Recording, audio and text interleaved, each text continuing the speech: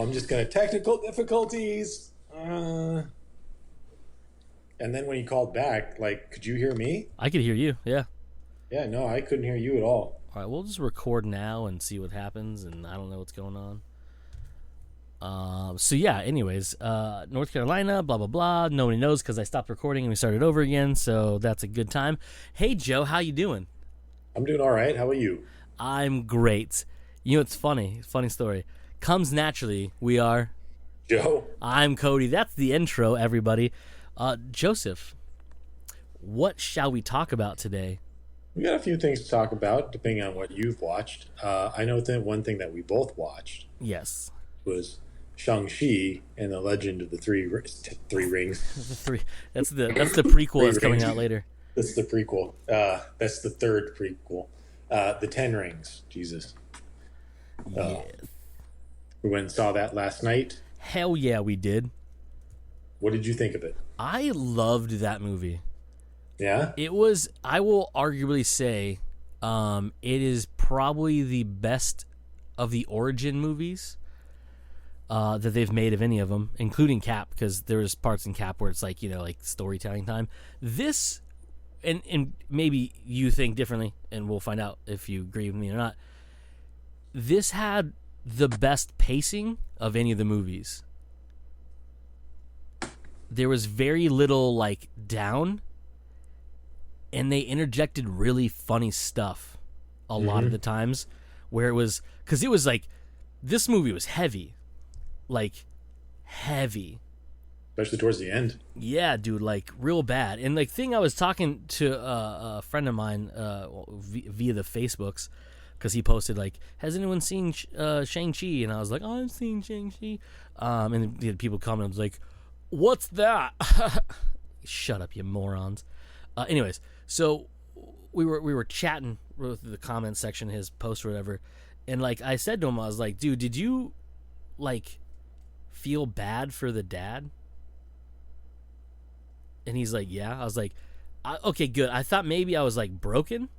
Like, his character, yes, he was a villain and he did very terrible things, but, like, he lost everything, obviously, and just went batshit and was hearing voices and spoiler, by the way, I guess.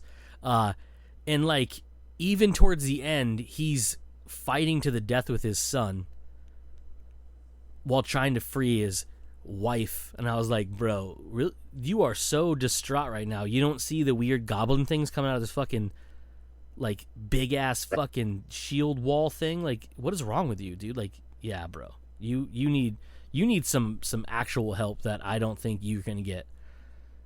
Well, I mean, especially now, because, like, spoiler, he didn't make it. But no, I loved it. I thought the action was fantastic. I mean, everything about it was really good. The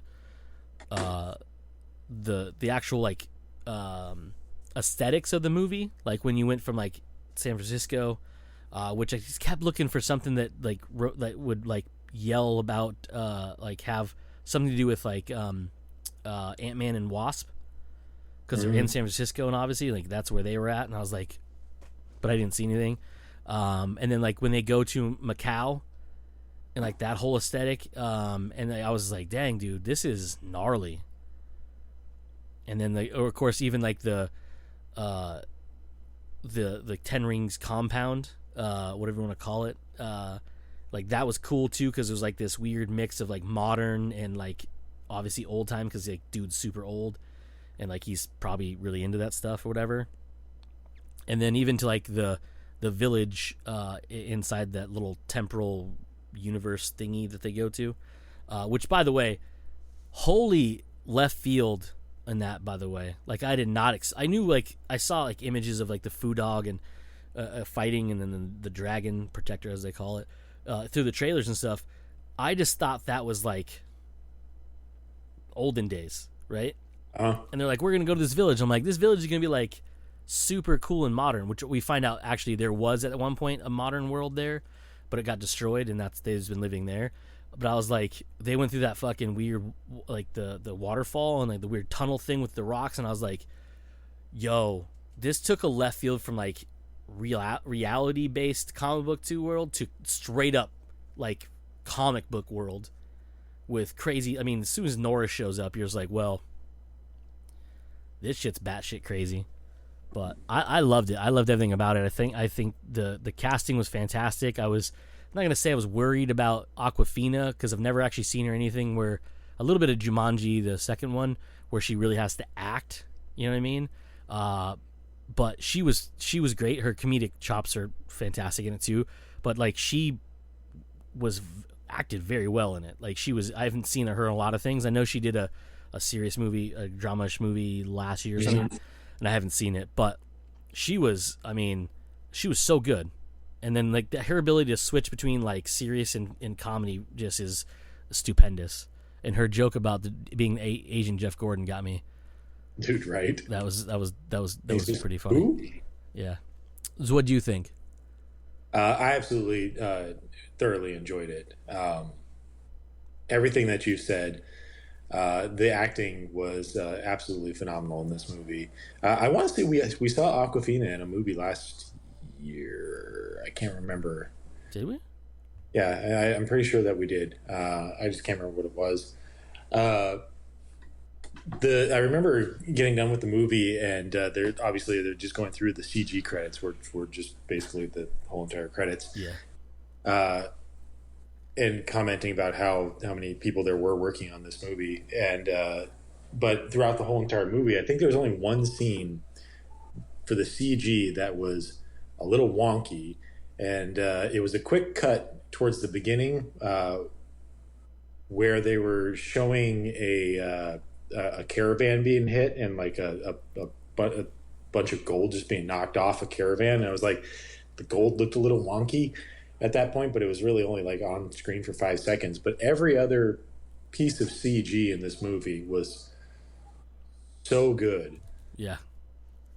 Especially up to the scenes in Taolo, and including the dragon, where they're literally, never ending story, just riding the dragon at the end there, just so fantastic, and including right into where Shang-Chi just fucking blenders that whatever that thing was, I can't remember what it's called, the Soul Eater or whatever it was, whatever they called it at the end there, with the fucking 10 rings was absolutely awesome. Gnarly as shit. I absolutely loved the choreography of this movie. Oh yeah, too. It is very, and I say it just like this because it's just all I know, but it's very much so that Crouching Tiger, Hidden Dragon type of not, what kung fu or whatever it is. I don't know what exact style it is, but it is very beautiful looking, and it is just very flows. And when they add the CG into it with the blowing winds and whatnot, goddamn, it was just beautiful to watch that. Yep. And you're right, the pacing of the movie was absolutely awesome. There was no point where it felt like it bogged down or got too slogged down. There were actually points that I wish that they would have extended things out a little bit. That it did feel like it just kind of jumped from one point to another a little bit fast.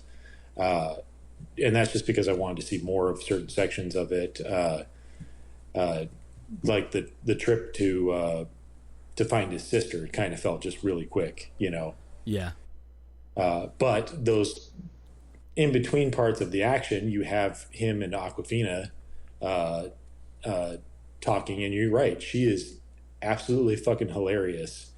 There are so many scenes in that movie. You mentioned one of them, but then there's the plane scene where the flight attendant is like, what would you like? Three different dishes, and they're like, okay, well, we'll take the vegetarian. And like, ooh, I'm sorry, we're out of vegetarian. What we have then? It's like the only choice left is the beef, and they're like, beef, yes, we'll have beef. And it's just like, god damn it, yeah, the Asian Jeff Gordon or. Goddamn, yeah, so many fucking hilarious moments in that movie, mostly because of her.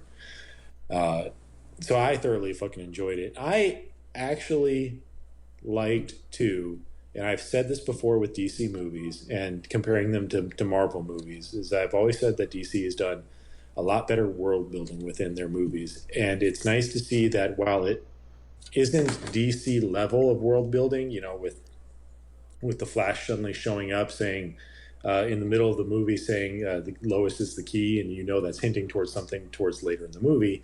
At least here, they didn't leave the teaser as an after credit thing. That was something actually worked into the movie, and I love that it was Wong who comes in and basically is like, "No, you guys need to come with me." And they're examining the rings, and you find out the rings are putting out some sort of uh, beacon out there, essentially probably calling something towards them, which is probably going to lead to your next big baddie for the next phase of all the Marvel movies. So I absolutely love that. That is actually more integrated into the story rather than just an after credits afterthought type thing.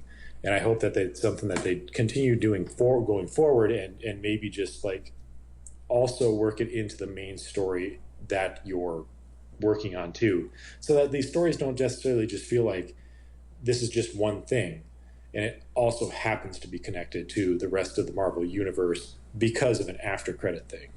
Yeah, I get you. Type.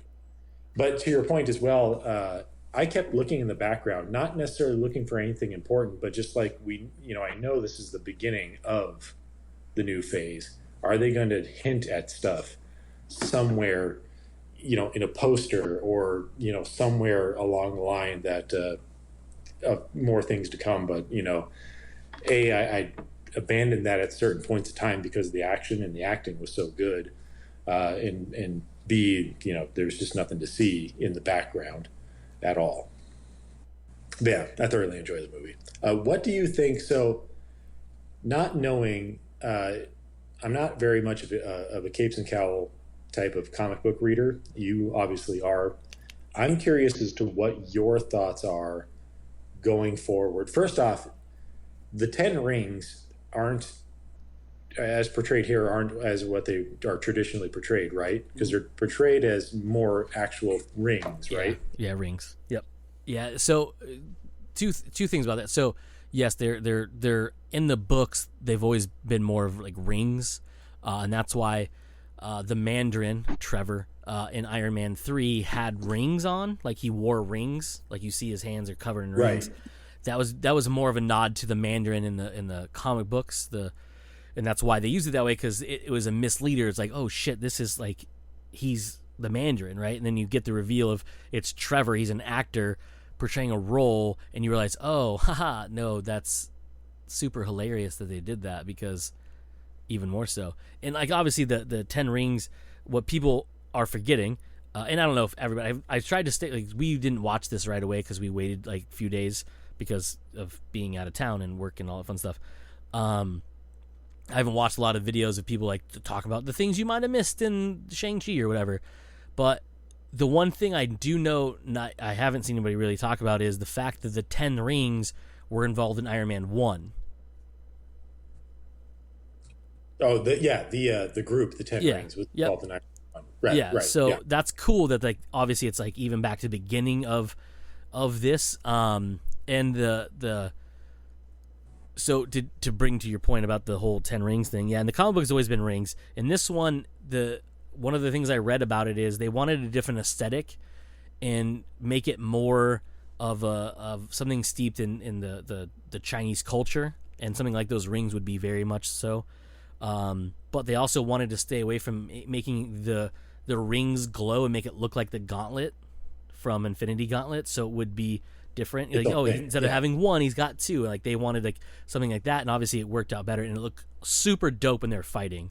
Mm-hmm. Especially when a spoiler alert, when Shang got 5 of them and his father had 5 of them, and they were like, Kamehameha and back and forth at each other, and the shock on his face, like legit defeat on his face when his son comes walking out of the rubble, completely unscathed, or being shot down from hundreds of feet in the air by an energy blast, and now controlling all 10 rings, and he's like, oh fuck, this isn't good. Yeah. Like, I no longer have power, so I thought it was just pretty cool the way they did it. But also, in the original, the 10 rings, they resized themselves, just like these ones did, to fit, because originally they were Fing Fang Fooms, and when he crashed, he lost them, and I can't remember, someone or other got him, and then the dude who actually has, I believe, his father's name is the same name, so Wen Wu, I think, is what it was.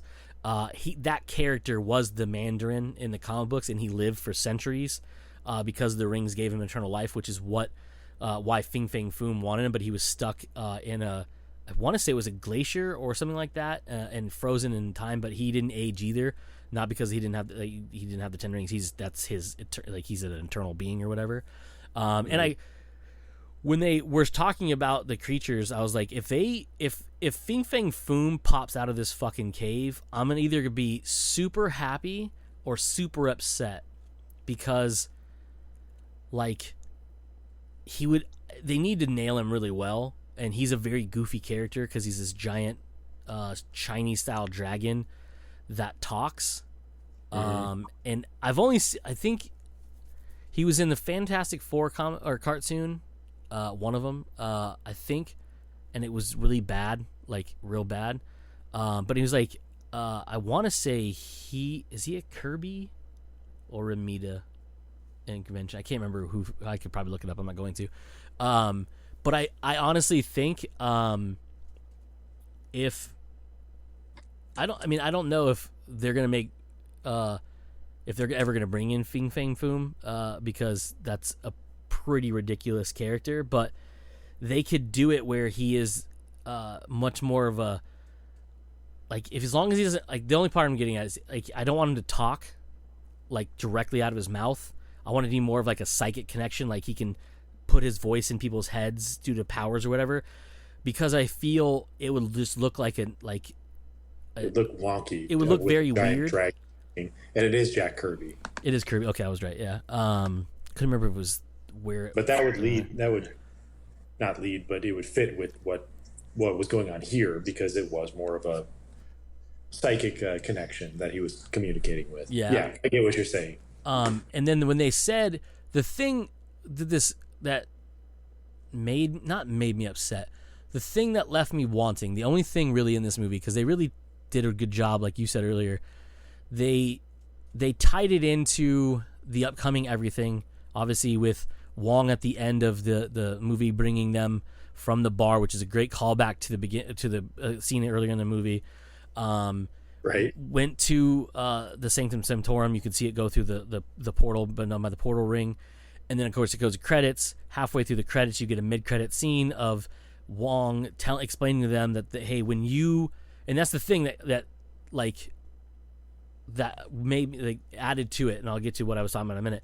He's telling them, hey, when you put the rings on, did you feel anything when your dad gave them to you? And obviously, he didn't really go through the whole story of he didn't really give them to me. I kind of forcibly took them from him and then almost murdered him with them. But then I got interrupted by a soul sucker who then murdered him. And he does the zoom in and you see like the thing. And if I swear to Christ, I thought they were going to say it's like an Infinity Stone. And I was like, don't do this. And there's like, it's a beacon. I was like, yes, okay, that's what I'm talking about. And he's like, we registered that signal here in the sanctum. And I was like, oh shit. So it's when he activated the rings, which obviously did turn orange and things like that. But the thing that left me wanting is their aunt, when she was explaining about the 10 rings, she mentions he got them from a crater. Yes. And then never brought them up again. Right.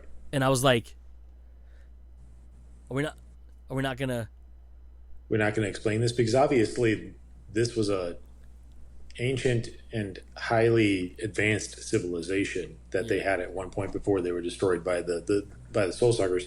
So there could have been a possibility, much like Wakanda, that they kind of knew what this technology was.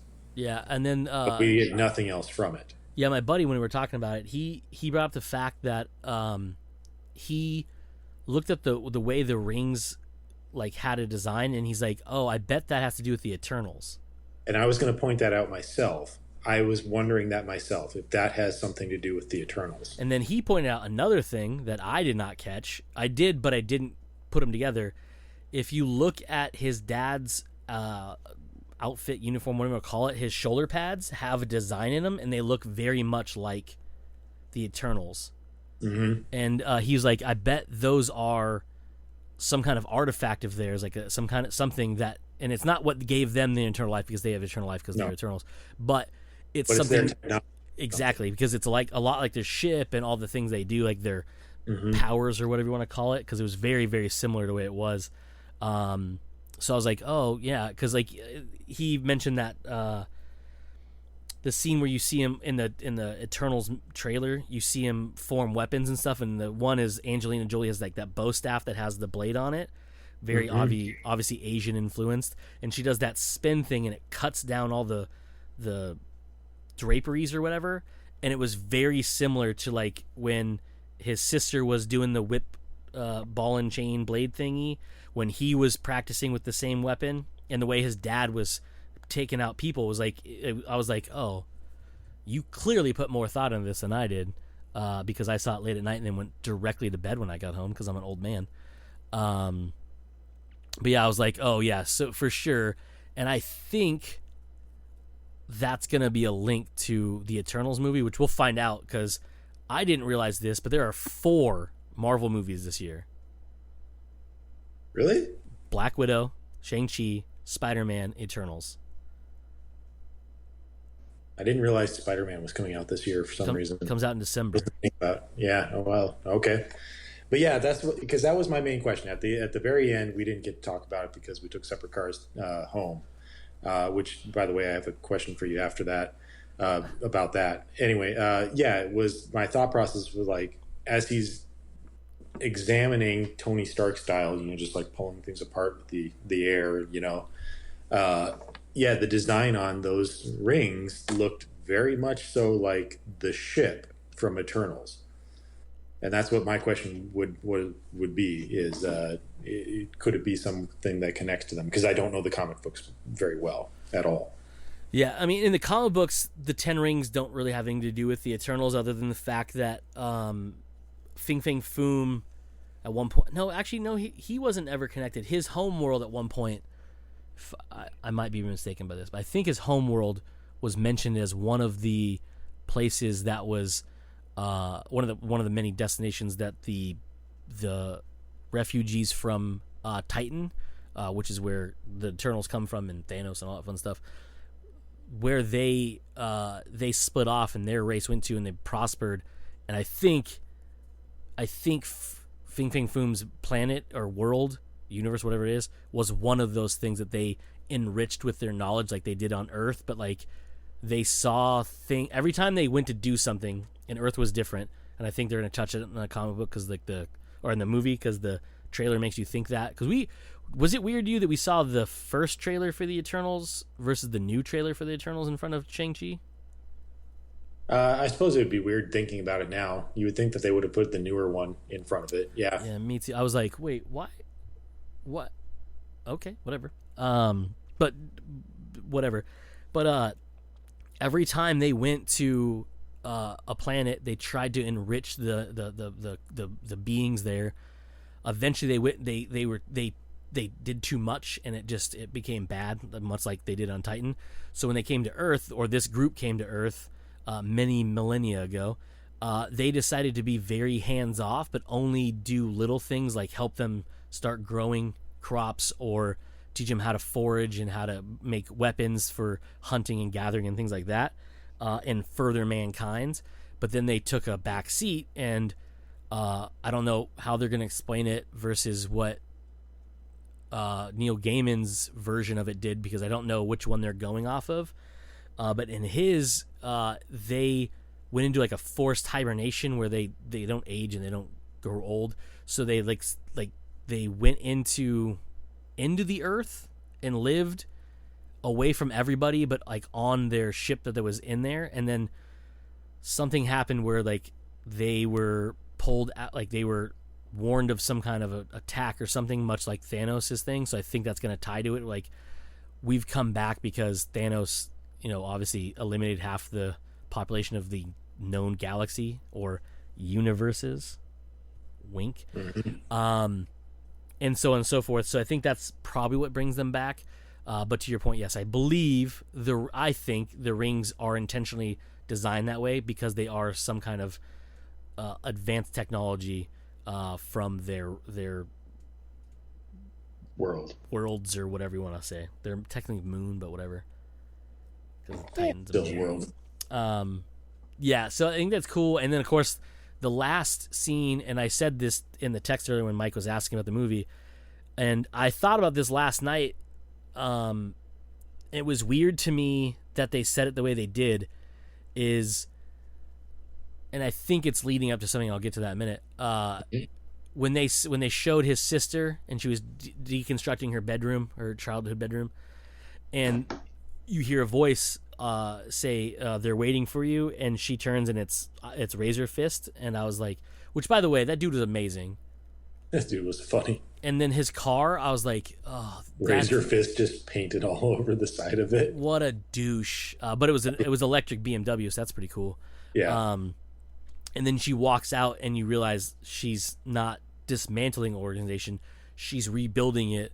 And then you see all the new age stuff, and they're doing the spray paint like they do in Macau, and you can see the technological boost they're even putting on it because they're putting all the salad dishes. And I made that joke you made earlier. Look at all this; it's a lot of antennas. And then like obviously taking over, and she's rebuilding it in a different way, and it comes up with this logo, and it says the 10 rings will return. Yes. And I was like, that's interesting because they didn't say Shang-Chi will return. They said the 10 rings will return. Which makes me think they might not be a villain directly for Shang-Chi, but for another group, maybe even Hawkeye. Possibility. Because, yeah, I saw that too. You're right. Like, at the end of every Marvel movie that I can think of, they've always said Captain America will return, Iron Man will return, blah, blah. They didn't say Shang-Chi will return. They said the 10 rings will return. You know, they didn't say Shang-Chi and the 10 rings will return. They just said the 10 rings will return. Yep. Obviously, I'm pretty sure Shang-Chi will return. Well, yeah. He's going to show up in a lot of other movies.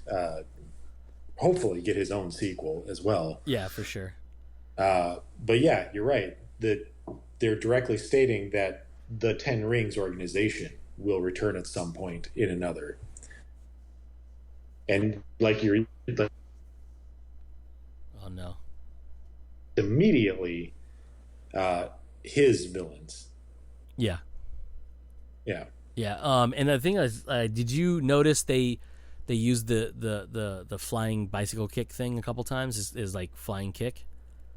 Mm-hmm. So that's his signature move in the comic books, and they kept throwing it in like kind of as a finisher, and I was like, oh, that is so dope, dude! Like that's such a cool way of doing it, because you see him do it to Razor Fist to get him in the to move him away, like that like kind of thing before the bus got split out, and then he did the whole like fucking double leg fucking pump kick off his chest, which had to fucking hurt, by the way. Mm-hmm.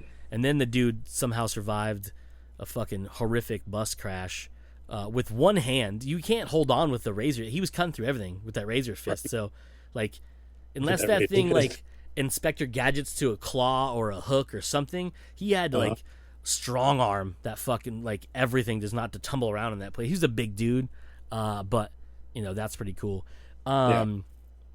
There's something else I was going to bring up too. So the thing that really like got me is when they were in Macau and they were in the fighting area and they were walking through those pens where they're like having all those dudes fighting. That one chick was fighting a dude that looked like what's his face, the Mandarin from Iron Man 3. Yes, I thought that too. With the extremists. The explosive guys. Yeah, the extremist guys. That's what it was. And I was like... So does extremist still exist? And by the way, that dude's going to blow up if you keep hitting him. Yeah, like, don't do that. Like, we've seen what happens. You punchy them too much and they go, shit. And they blow up real bad. So yeah, I thought that was really cool. But like the sumo guy slamming that dude up against the window.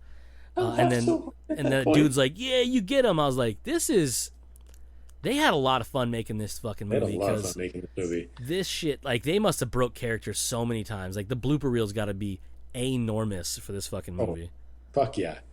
That's another scene that I'd like to go back and rewatch just because of that. You're sitting there watching certain fights that are happening in the background. You're missing other fights that are happening in the background. But yeah, I picked up on the extremist one, even though I forgot it was extremist. And it's just like I thought they were all gone, but I guess not. And then the sumo guy, but you know that some of the other fights on the ground were had to be some sort of hint towards something, Yeah, for sure. or not hint, or at least an homage towards something else. Yeah, and it was pretty funny to see. It was Abomination, right?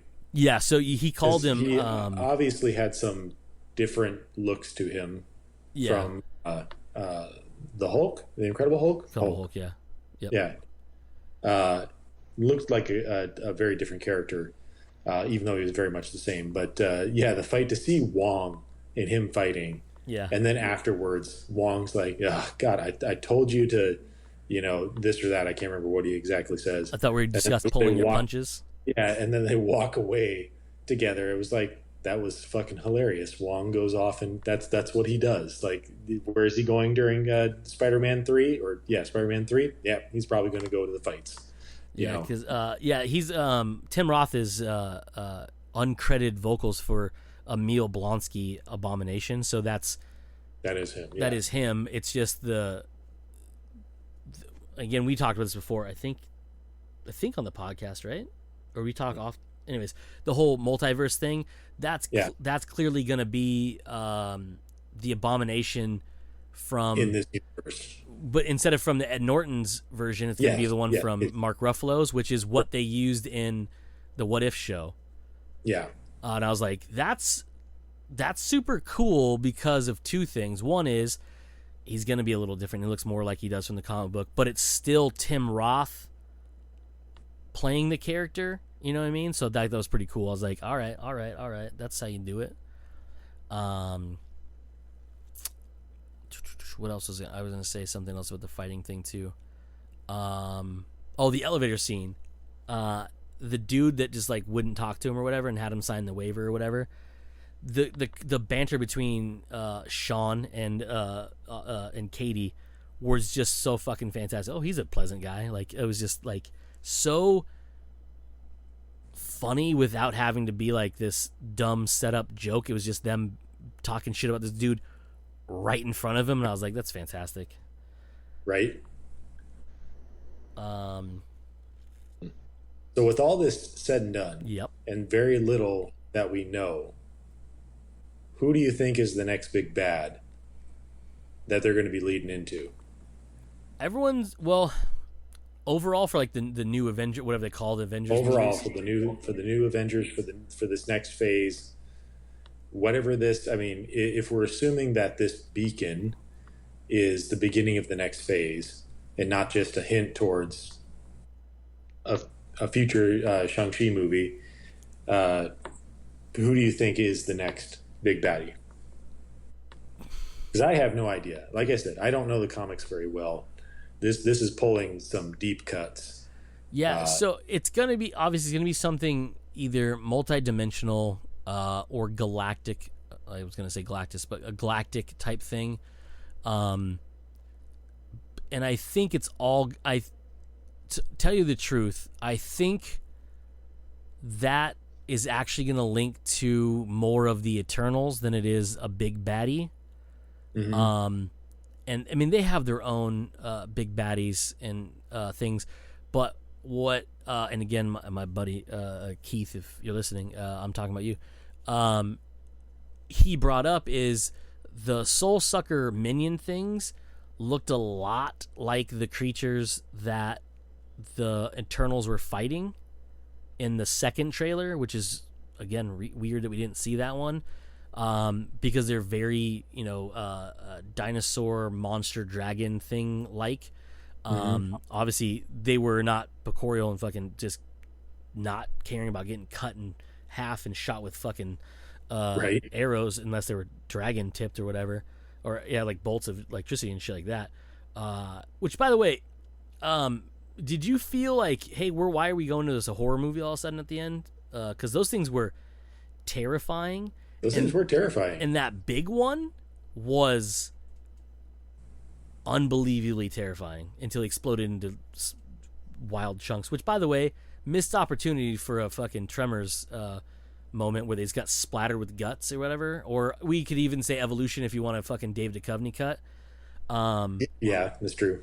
But like, or I mean, really, we all know where they got that from. It was Ghostbusters, but you Right. know, still, they just missed that opportunity of like at least a little bit splattering on someone and going, really.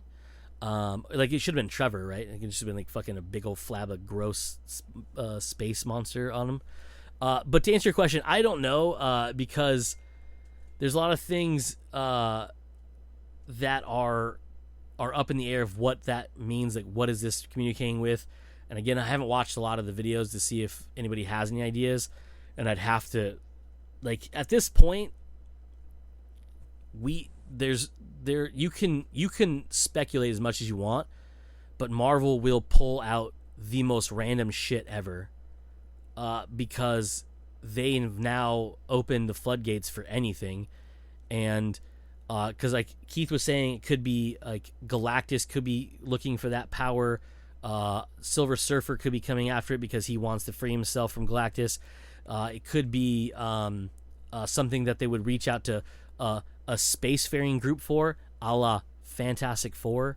It could be what's the other one he said? Oh, it could be the Phoenix Force, so they could bring in the X-Men with it, because the Phoenix Force would be something that would be attracted to that power. He also said it could be like multi-dimensional type things, where like it's something that's linked through multiple dimensions. That's why there's 10 of them and all these different weird shit. Like they, like I was like, okay, you're fucking going on forever here. And like, and all those things could be. I just don't know. Like at this point, Marvel could literally do anything they want because they have a clean slate and they have multiverse, so they could literally do a bad version of somebody. Yeah. You know what I mean? Like it doesn't have to be. I mean, they're not gonna fucking like what if the movie world, but they could pull in a character that like, because like Guardians, were getting who's the fucking guy they teased in the second one? The gold guy. Why am I spacing on his name now? Oh, Adam Warlock. what? Adam Warlock. Adam Warlock. I was Yeah. going to say Black Adam. No, Adam Yeah. Warlock. Yeah. Yeah, Black Adam's a different property. It's different. Yeah, it's The different Rock. property. Yeah. And then the what was the other one I was thinking? It could even be like someone like Captain like our Marvel, like Nova Corp type stuff. It could be like something that like is triggering on them. Like there's all sorts of other stuff it could be. And I honestly don't think that has to do with the next villain. I think that has to do with the next phase. Like that it will, because Black Widow, the only thing that movie did for Phase 4 is give us a new Black Widow, spoiler, which we talked about already. I think this is only leading to the next movie, which in our run of movies is the Eternals, which is going to probably give us more of that clue. And I think, to your point, I think they're going to do it a little smarter than they had for the first three phases. Well, first two phases, because phase 3 was literally just the Infinity stuff at the end. Yeah. I think they're going to link, the stories aren't going to revolve around like they're not going to have their own little narrative and then lead to like, oh, this little thing, this has to do with this. I think it's going to be more of, and obviously we have origin movies coming out because we're going to have more new characters joining the fray. I think it's going to be more of a bridge to bring something, and then maybe in the Internals they're going to bring up who our bad guy is going to be, or hint at who it's going to be. But I mean, if it were me, if I were in charge, if I was Kevin Feige and I'd be like, I'm pulling all these Marvel strings and marionetting the shit out of this, I would never give a solid anything until the first team up movie. Your first villain, much like the Avengers movie, in the way they release, like I was saying, like they did with Thanos, but you would just give like something that could be someone leading up to like the end of phase 4, so you never get a solid answer, and that villain is never directly incorporated with anything going forward. Like, you know, Thanos, once Avengers happen and you show him on the throne and he smiles, obviously like that's a very different version of what we got because he looked different. But anyways, I think that was a cool way of doing it, because I remember just being psyched as shit at the end of that. I was like, oh my god, fucking Thanos, like that's who this is, like that's who's like, you know, behind all this or whatever. I would tease and mislead as much as possible until the final reveal, and it would be, I don't know who it would be, but it would be something that not Galactus is one of those villains, much like Dormammu, who's just too overly big for the squishies. You want to see him, Yeah. but then you realize, like, no, this is Galactus, the world leader. Looks like basically a giant person that could eat the world. How do you film that? How do you fight that? How do you do that? Yeah, so like that's It works in comics, but do you turn him into a giant yellow mist? What was it? Yellow, green, whatever it was. Purple mist. Purple mist. The cloud. Which yeah, it's hard to film. Yeah, which they really fucked up, because they stole that from the Ultimate Universe, and it wasn't a cloud; it was a swarm of nanobots or something. Well, they were very large, but they were a swarm that literally would engulf a planet and just take all of its assets and eat all of the materials they need to keep them going, because they were like living. They're like essentially like Transformers or GoBots. They're like it was living a big machines. Swarm. Yeah. Unlike a fucking just space cloud, which made no fucking sense. Like, yeah, you know how you get rid of a space cloud? A fucking space fan, dude. Just it's going away. Sorry, that's space air. That was fucking dumb. Well, you get the giant maid with the vacuum to suck the air off. Yeah, that's what I was thinking. You turn it from suck to blow. Yep, they've switched it from suck to blow. And the trees get replanted. Spaceball is a great movie. Yeah, no, I think. Again, I could be wrong, but I think if they're smart about it, and people will say, "Oh, they don't know who it is yet, so they're teasing." No, I think they have a plan. But if it were me, they have to. Yeah, they'd have to at this point. Like, who doesn't, right? If it were me, and if they wanted to like really fucking ramp up the social media talking,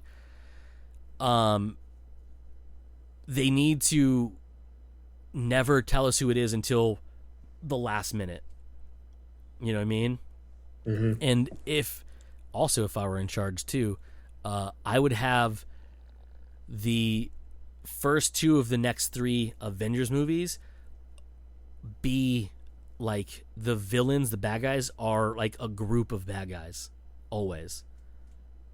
You know, like that's the problem. Like, interesting. Yeah, like it's just like if it's one entity, like if it's just Kang, like Doctor Strange is gonna fight Kang along with Scarlet Witch, and someone else is in that movie too. Doesn't matter. Anyways, so like that makes more sense. Like person versus person or whatever. Spider-Man, obviously, if rumors are true, multiple villains, multiple heroes all fighting together. I think that's dope, because at this point, not having that after Infinity War and Endgame just seems lackluster at best. If it's not, if you want it bigger, like obviously like Kang and Doctor Strange, them some shit. That's just gonna be wild. Like that's like holy shit. Because just seeing Doctor Strange and Spider-Man knows this shit's gonna be bonkers. And Scarlet Witch, obviously, like with WandaVision and the shit that happened at the end of that, and her obviously increasing in power and fucking just madness is a cool thing. Well, I guess we got Ant-Man and Wasp also. Like, there's a lot of shit going on, but I think they just need to like ramp up to like the last movie being like fucking 40 villains versus 40 heroes just punching each other in their fucking faces and shit. But again, that's me. But that's also like, once you do that, how you gonna top yourself? You just hang your fucking hat up or whatever, or just start over. I'm not too sure. But yeah, that's to answer your question, which I didn't really do very well. I have no fucking clue, because I'd have to think more about it and probably like bash my head against the wall for a while to think of other shit. There have to be some more pieces to fall into place rather than just it's sending a beacon. Yeah, and I think that, like I said, I think it's going to lead more to the Eternals, and the fact that like there's so many clues with the design of the rings, and just things like that would lead to more of like that might have brought them out, which is what if I think it's the Neil Gaiman run of the Eternals where they were in like a self isolated like thing in the planet. in their shippy ship thing, which is way bigger than most people think. It's like Tartarus style thing. It was like fucking. It's pretty big on the outside, but it's even bigger on the inside. But yeah, like it's.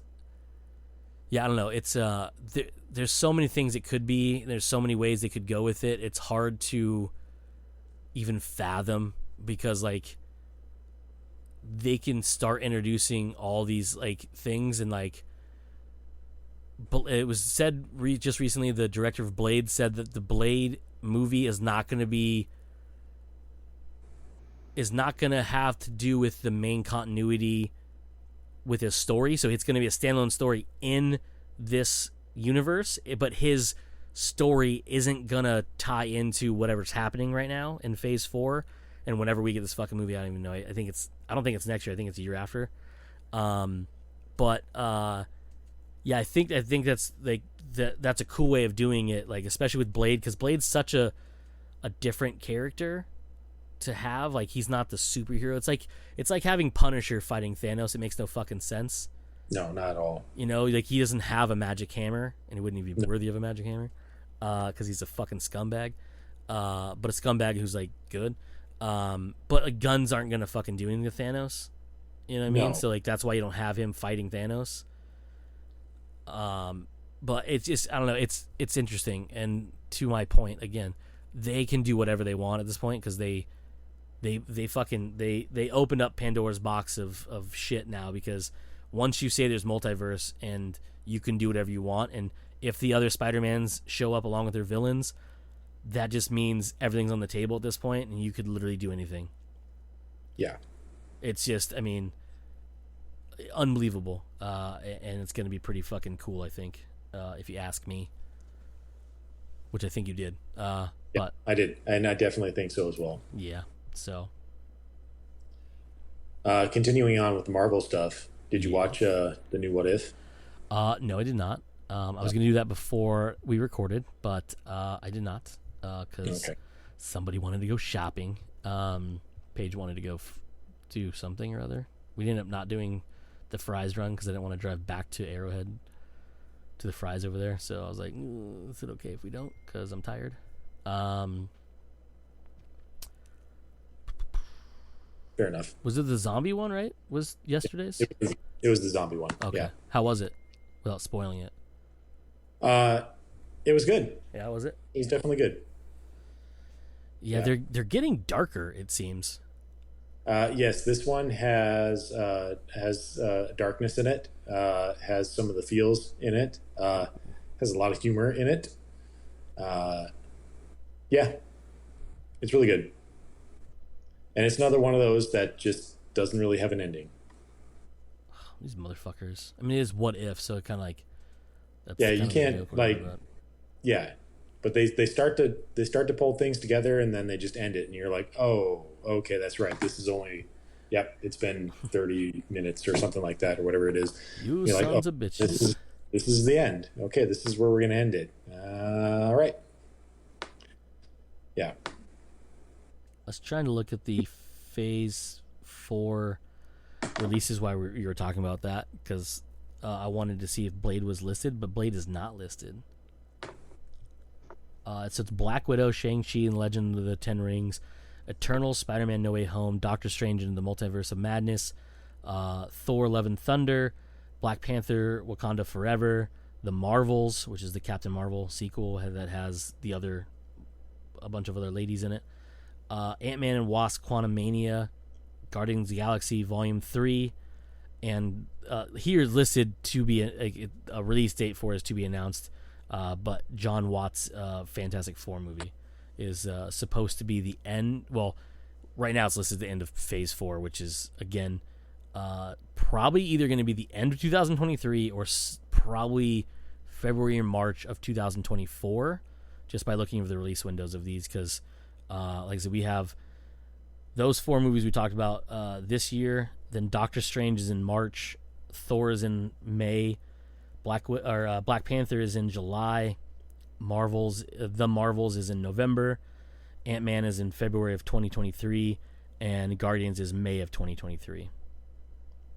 And nowhere on their list is Blade. because I believe he has nothing to do with Phase 4. He's just a Marvel movie that takes place in the Marvel Universe. Just not tied to Phase 4 directly, other than the fact that he's a Marvel character in the Marvel Universe, and he fights vampires. I guess you could kind of link that to the Morbius movie and even really Venom to a certain extent.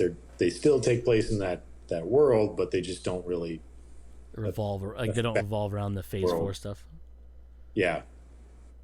Yeah. So I mean, and this, I guess this leads to my point too, is with Doctor Strange, obviously Multiverse of Madness. We know Kang is involved in it, Scarlet Witch, but then you have Thor. You have the Marvels, and you have Guardians, all within that realm, which all have to do with spacefaring stuff. So I think that's a way to kind of give more credence to like the rings are reaching out to something because of whatever why when he activated him separately from his dad, because his dad was using him, right? So it wasn't like thousands of years, yeah, and nothing was happening. But it wasn't until Shang-Chi used them, so that has to do with something like whatever the difference is. It would have to deal with something because his mom was a part of some ancient race of something other. They draw their power from that. I can't remember what the name of the dragon was, but from that dragon. So having somebody that doesn't have that power, and draw that power from, doesn't have any power to draw from, there's nothing to activate. But with him, it has that spark of that ancient lineage that can draw upon that power, and so it could activate something. Yeah. Yep. So pretty cool. I think that's it. Yeah, that's pretty much it. Okay, cool. Go see Shang-Chi, Legend of the Ten Rings. Not a sponsored, but if Marvel wants to pay us, I'll take the money. Right? I'm not proud, but I am a shill. So yeah, that's it for this week's episode of Comes Naturally. We are Joe. I have been Cody, and as usual, you fuckers just came naturally. Bye.